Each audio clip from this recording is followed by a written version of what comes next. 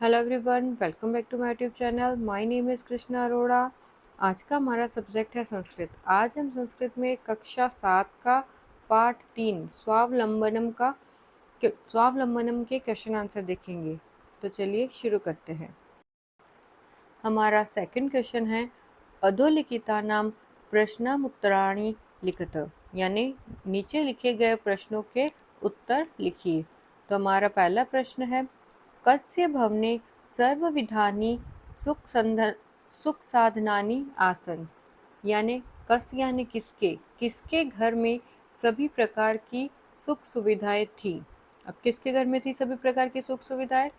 श्रीकंठस्य भवने सर्वविधानि सुख सुविधानि आसन, यानी श्रीकंठ के घर में सभी प्रकार की सुख सुविधाएं थी। अब नेक्स्ट क्वेश्चन है कस्य गृहे कोऽपि भृत्यः नास्ति। भृत्य यानी नौकर। तो किसके घर में कोई भी नौकर नहीं था? इसका आंसर है कृष्णमूर्तेः गृहे कर्मकरः भृत्यः नास्ति। कृष्णमूर्ति के घर में कामकाजी कर्मचारी नहीं है, यानी कृष्णमूर्ति के घर में काम करने वाले नौकर नहीं है। कर्मकरा यानी कामकाजी, भृत्य है यानी नौकर। तो कृष्णमूर्ति के घर में काम करने वाले नौकर नहीं हैं। अब नेक्स्ट क्वेश्चन है श्रीकंठस्य आतिथ्यम के अकुर्वन्। श्रीकंठ का आतिथ्य किसने किया? इसका आंसर होगा श्रीकंठस्य आतिथ्यम कृष्णमूर्तेः पितरौ अकुर्वन्। श्रीकंठ का आतिथ्य कृष्णमूर्ति के माता पिता ने किया। नेक्स्ट क्वेश्चन है सर्वदा कुत्र सुखम, हमेशा कहाँ सुख होता है? सर्वदा स्वावलंबने सुखम, हमेशा आत्मनिर्भरता में सुख है। यानी हमेशा सुख कहाँ है? तो हमेशा आत्मनिर्भरता में सुख है। तो सर्वदा कुत्र सुखम, सर्वदा स्वावलंबने सुखम। नेक्स्ट क्वेश्चन है श्रीकंठः कृष्णमूर्ते गृहं कदा अगच्छत्। श्रीकंठ कृष्णमूर्ति के घर कब गए? श्रीकंठः कृष्णमूर्ते गृहं प्रातः 9 अगच्छत्। श्रीकंठः कृष्णमूर्ति के घर सुबह 9 बजे गए। नेक्स्ट है कृष्णमूर्तेः कति कर्मकराः सन्ति। कृष्णमूर्ति के कितने कर्मचारी हैं? कृष्णमूर्ते अष्टो कर्मकराः सन्ति। कृष्णमूर्ति के पास 8 कर्मकर्मी हैं। नेक्स्ट क्वेश्चन है चित्राणि गणित्वा तद्दत् संख्यावाचक शब्दम लिखित, यानी चित्रों में गिनकर उनके संख्यावाची शब्द लिखो। यानी नीचे कुछ चित्र दिए गए हैं, उनको गिनकर उनके संख्यावाची शब्द लिखने हैं, यानी वह कितने हैं। जैसे हमें नीचे चित्र दिए गए हैं, इसमें बहुत सारे पॉट दिए गए हैं, अब हमें इनको गिनना है। तो कितने हैं गिनो? 1 2 3 4 5 6 7 8 9 10 11 12 13 14 15 16 17 18। तो कितने हैं? 18। तब 18 को संस्कृत में क्या कहते हैं? 18 को संस्कृत में कहते हैं अष्टादश। क्या कहते हैं? अष्टादश। तो हमारा नेक्स्ट चित्र है, ये भी मैंगो दिए गए हैं। अब हम इन मैंगो को काउंट करेंगे 1 2 3 4 5 6 7 8 9 10 11 12 13 14 15 16 17 18 19 20 21। तो कितने मैंगो है? 21। अब 21 को संस्कृत में क्या कहते हैं? 21 को संस्कृत में कहते हैं एक विंशति ही। क्या कहते हैं? एक विंशति ही। अब नेक्स्ट चित्र में हमें फुटबॉल दी गई है। अब हम इन फुटबॉल को काउंट करेंगे 1 2 3 4 5 6 7 8 9 10 11 12 13 14 15। तो हमें कितनी फुटबॉल दी गई है? 15। अब 15 को संस्कृत में क्या कहते हैं? 15 को संस्कृत में कहते हैं पंचदश। क्या कहते हैं? पंचदश। अब हमारा नेक्स्ट चित्र है। अब नेक्स्ट चित्र में हमें कुछ कैंडल्स दी गई है, अब हम उन्हें काउंट करेंगे 1 2 3 4 5 6 7 8 9 10 11 12 13 14 15 16 17 18 19 20 21 22 23 24 25 26 27 28 29 30 31 32 33 34 35 36। तो कितनी कैंडल है? 36। तो अब 36 को संस्कृत में कहते हैं सठ त्रिशत। क्या कहते हैं? सठ त्रिशत। अब हमारा नेक्स्ट चित्र है, हमें कुछ सीजर दी गई है, कुछ कैंची का चित्र दिया गया है। अब हम देखते हैं इस चित्र में कितनी कैंची है। 1 2 3 4 5 6 7 8 9 10 11 12 13 14 15 16 17 18 19 20 21 22 23 24। तो कितनी सीजर दी गई है इसके अंदर? 24। तो 24 को संस्कृत में कहते हैं चतुर्विंशति। क्या कहते हैं? चतुर्विंशति। अब हम देखते हैं हमारा नेक्स्ट चित्र। हमें नेक्स्ट चित्र में कुछ लीफ दी गई है, कुछ पत्ते दिए गए हैं। अब हमें इन पत्तों को गिनना है।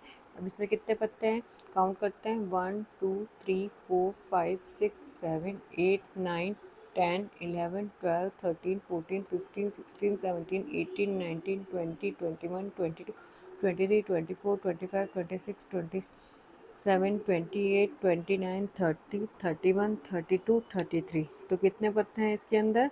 33। तो 33 को संस्कृत में क्या कहते हैं? 33 को संस्कृत में कहते हैं त्रैत्रिशत। क्या कहते हैं 33 को संस्कृत में? त्रैत्रिशत। तो हमारा फोर्थ क्वेश्चन है मंजुषातः अंकानां कृते पदानि चिनुत। यानी नीचे हमें कुछ अंक दिए गए हैं, उनके लिए हमें पद चुनने हैं। यानी हमें संस्कृत में अंकों के नाम दिए गए हैं, हमें बताने हैं कि वह कौन कौन से अंक हैं, हमें उनमें फिल करना है। जैसे चत्वारिशत, सप्तविंशति, एकत्रिशत, पंचाशत, अष्टाविंशति, त्रिशत और चतुर्विंशति। अब हमें ये दिए गए हैं। अब नीचे हमें क्या पूछा गया है? 28, 28, 27, 27, 30, 31, 24, 40 और 50। अब हमें इनके लिए संस्कृत पद चुनने हैं। तो अब 28 को क्या कहते हैं संस्कृत में? 28 को संस्कृत में कहते हैं अष्टाविंशति ही। क्या कहते हैं? अष्टाविंशति ही। अब 27, 27 को कहते हैं सप्तविंशति ही। क्या कहते हैं? सप्तविंशति ही। अब है 30, 30 को क्या कहते हैं? त्रिशत। 30 को क्या कहते हैं? त्रिशत। नेक्स्ट है 31, 31 को संस्कृत में क्या कहते हैं? एक त्रिशत। 30 को कहते हैं त्रिशत, तो 31 को कहते हैं एक त्रिशत। अब है 24, 24 को संस्कृत में क्या कहते हैं? 24 को संस्कृत में कहते हैं चतुर्विंशति ही। क्या कहते हैं? चतुर्विंशति ही। अब है 40, 40 को संस्कृत में कहते हैं चत्वारिशत। 40 को संस्कृत में क्या कहते हैं? 40 को संस्कृत में कहते हैं चत्वारिशत। नेक्स्ट है 50, 50 को संस्कृत में क्या कहते हैं? पंचाशत। 50 को संस्कृत में क्या कहते हैं? पंचाशत। तो ये जो काउंटिंग है ये मेरे चैनल पे बनाई गई है। 1 से 100 तक संस्कृत में बताए गए हैं कि इन्हें क्या कहते हैं। इसका लिंक मैं अपने आई बटन में दे दूँगी, आप वहाँ जाकर उसे देख सकते हैं। अब हम देखते हैं हमारा नेक्स्ट क्वेश्चन। हमारा नेक्स्ट क्वेश्चन है चित्रम दृष्ट्वा मंजुषातः पदानि च प्रयुज्य वाक्यानि रचयत। यानी चित्र, नीचे दिए गए चित्रों को देखकर और नीचे दिए गए कुछ पदों को देखकर वाक्य का निर्माण करो। अब हमें नीचे 3 चित्र दिखाए गए हैं। इसमें 3 चित्र क्या है? देखो, पहले चित्र के अंदर तो जो किसान है वो बीज बो रहे हैं, दूसरे चित्र के अंदर बैल चला रहा है और तीसरे एक चित्र के अंदर वो हल से काम कर रहे हैं, कुल्हाड़ी से काम कर रहे हैं। तब हमें ये चित्र देखने से तो हमें ये पता चल रहा है कि किसान खेती कर रहे हैं। इसके बारे में हमें सेंटेंस बनाना है। अब हमें सेंटेंस बनाने के लिए हमें कुछ नीचे पद दिए गए हैं हमारी सहायता के लिए। तो वो पद कौन कौन से हैं? कृषिकः, कृषिको, एते, धान्यम, एषः कृषिकः, एतौ क्षेत्रम कर्षति, कुरुत, खनन कार्यम और रोपयंती। ये हमें कुछ शब्द दिए गए हैं, हमें इन शब्दों को लेकर कुछ वाक्य बनाने हैं। तो ज़रूरी नहीं है ये जो शब्द दिए गए हैं हमें इसे इसी फॉर्म में लेना है, इसी रूप में लेना है। हम इनकी विभक्ति में थोड़ा बहुत चेंजेस कर सकते हैं। तो अब देखते हैं हम इनसे क्या क्या वाक्य बना सकते हैं। फर्स्ट सेंटेंस बनेगा एषः कृषक क्षेत्रम कर्षति, यानी यह किसान खेत जोतता है। नेक्स्ट, एतो कृषिको खनन कार्यम कुरुत, ये दोनों किसान खनन का काम करते हैं। अब लास्ट बनेगा एते कृषिका धान्यम रोपयंती, यानी ये किसान अनाज लगाते हैं। तो हमें चित्र देखकर हमने 3 किसान दिए गए हैं, तो हमें 1 किसान, 2 किसान और 3 किसान तीनों के बारे में वर्णन कर दिया है। एष कृषिका क्षेत्रम कर्षति, एतौ कृषिको खनन कार्यम कुरुत और एते कृषिका धान्यम रोपयंती। तो ये तो हो गया हमारा ये क्वेश्चन नंबर 5। अब हम देखते हैं हमारा क्वेश्चन नंबर 6। अब हमें क्वेश्चन नंबर 6 क्या कह रहा है? अधोलिखिताना समयवाचकान अंकान पदेषु लिखित, यानी नीचे दिए गए जो समयवाचक अंक हैं इनके लिए हमें पद लिखना है, यानी हमें जो टाइम दिया गया है उसको संस्कृत में लिखना है। जैसे हमें एक एग्जाम्पल भी दिया गया है, हमारा एग्जाम्पल क्या दिया गया है, जिसे हमें लिखा गया है 10:30। अब 10:30 को संस्कृत में क्या कहते हैं? 10:30 को संस्कृत में कहते हैं सार्धदशवादनम, यानी 10:30। तो इसी तरह हमें 5 बजे, 7, 3:30, 2:30, 9, 11, 12:30, 4:30, 8, डेट और 7:30 ये टाइम दिए गए हैं। अब हमें इनको संस्कृत में लिखना है कि इन सबको संस्कृत में क्या कहते हैं। तो हम देखते हैं 5 को संस्कृत में क्या कहते हैं? 5 को संस्कृत में कहते हैं पंचवादनम। 5 को संस्कृत में क्या कहते हैं? पंचवादनम। 7 को कहेंगे सप्तवादनम। 7 को क्या कहेंगे? सप्तवादनम। 3:30 को कहेंगे सार्धत्रिवादनम। क्या कहेंगे? सार्धत्रिवादनम। और 2:30 को कहेंगे सार्धद्विवादनम। क्या कहेंगे? सार्धद्विवादनम। अब 9 बजे को कहेंगे नववादनम। क्या कहेंगे? नववादनम। अब 11 बजे को कहेंगे एकादशवादनम। क्या कहेंगे? एकादशवादनम। 12:30 को कहेंगे सार्धद्वादशवादनम। क्या कहेंगे? सार्धद्वादशवादनम। ऐसे ही 4:30 को कहेंगे सार्धचतुर्वादनम। क्या कहेंगे? सार्धचतुर्वादनम। और 8 बजे को कहेंगे अष्टवादनम। क्या कहेंगे? अष्टवादनम। और 1:30 को कहेंगे सार्ध एक वादनम। क्या कहेंगे? सार्ध एक वादनम। तो ये तो हो गया हमारा क्वेश्चन। अब हम देखते हैं हमारा नेक्स्ट क्वेश्चन क्या है। हमारा नेक्स्ट क्वेश्चन है क्वेश्चन नंबर 7। मंजुषात पदानि चित्वा रिक्त स्थानानि पूर्यत, यानी नीचे दिए गए पद को देखकर रिक्त स्थान की पूर्ति करो। अब नीचे कौन कौन से पद दिए गए हैं? षड यानी 6, त्रिशत यानी 30, एक त्रिशत यानी 31, द्वो यानी 2, द्वादश यानी 12, अष्टाविंशति यानी 28। ये हमें कुछ शब्द दिए गए हैं, इनको देखकर हमें रिक्त स्थान की पूर्ति करनी है। अब नीचे रिक्त स्थान में क्या दिया गया है? फर्स्ट है खाली जगह ऋत्व भवंती, खाली जगह ऋतुएं होती है। अब कितनी ऋतुएं होती है उसमें वो फिल करना है। नेक्स्ट मासः खाली जगह भवंती, कितने मास होते हैं यानी कितने महीने होते हैं। एकस्मिन् मासे खाली जगह अथवा खाली जगह दिवसा भवंती, एक महीने में इतने या इतने दिन होते हैं वो फिल करना है।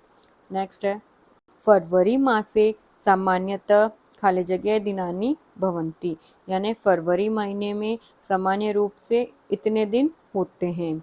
नेक्स्ट मम शरीरे खाली जगह हस्तौ स्त, यानी मेरे शरीर में खाली जगह इतने हाथ है। हस्तौ स्त यानी हाथ है। अब हम देखते हैं हमारे इस खाली जगह में क्या आता है। पहला खाली जगह है ऋत्वे ऋत्वः भवंती, ऋत्वे होती है। अब कितनी ऋत्वे होती है? 6 ऋतु होती है। कितनी ऋतु होती है? 6 ऋतु होती है। तब 6 को संस्कृत में कहते हैं षड, तो इसका बनेगा षड ऋतव भवंती। नेक्स्ट मासः भवंती, अब कितने मास होते हैं? द्वादश, द्वादश यानी 12, यानी 12 महीने होते हैं। अब नेक्स्ट एक मास में कितने दिन होते हैं? एकस्मिन् मासे त्रिशत अथवा एक त्रिशत दिवसा भवंती, यानी एक महीने में 30 या 31 दिन होते हैं। अब नेक्स्ट है फरवरी मास में सामान्यतः कितने दिन होते हैं? 28। तो फरवरी मासे सामान्यतः अष्टाविंशति दिनानि भवन्ति, फरवरी महीने में सामान्यतः 28 दिन होते हैं। अब लास्ट है मम शरीरे कितने हाथ होते हैं? 2, तो 2 को लिखते हैं द्वो। मम शरीरे द्वो हस्तो स्त, मेरे शरीर में 2 हाथ है। तो ये तो हो गया क्लास 7 के संस्कृत का चैप्टर नंबर 3 स्वावलंबनम के क्वेश्चन आंसर। इसी तरह के चैप्टर 1 और चैप्टर 2 के भी क्वेश्चन आंसर बताए गए हैं मेरे चैनल पर, और हिंदी के भी क्वेश्चन आंसर बताए गए हैं। और इस मेरे चैनल पर आपको Hindi grammar, Sanskrit grammar, English grammar और मैथ्स और बहुत सारे आपके काम के यूज़फुल वीडियोस देखने को मिलेंगे। आप उन्हें वहाँ जाकर देख सकते हैं। आई होप आपको ये वीडियो अच्छा लगा होगा। इसी तरह के और वीडियोस के लिए मुझे सब्सक्राइब करें। Thank you for watching. Like, subscribe and share.